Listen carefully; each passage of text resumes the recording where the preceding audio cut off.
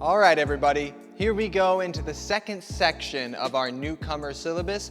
This body language curriculum is now based on developing your understanding of the language associated with West Coast swing. So we're going to be looking at this less as stuff you do and more as stuff you need to learn about so that you can feel confident and competent when you go to your next West Coast swing class.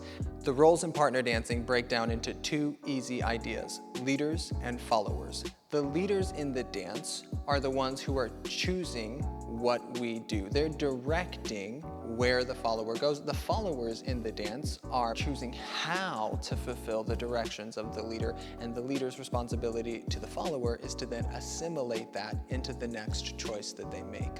So both have equally important communication roles to the other, but one is directing the beginning of the movement and one is continuing the fulfillment of the movement. In terms of which role you fit into, if you want to lead or follow at any point as any type of person, you're certainly welcome to.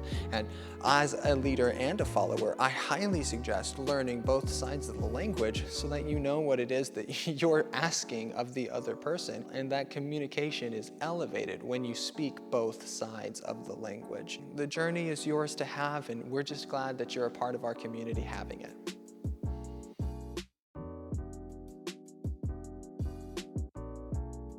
Follow me, here's a quick warm-up.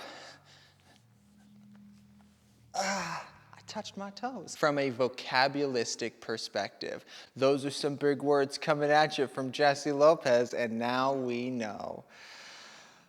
Okay, I got it out of the way. Try to separate the ideas behind some of those roles now, like we should have been doing this whole video. Putting myself through this for you.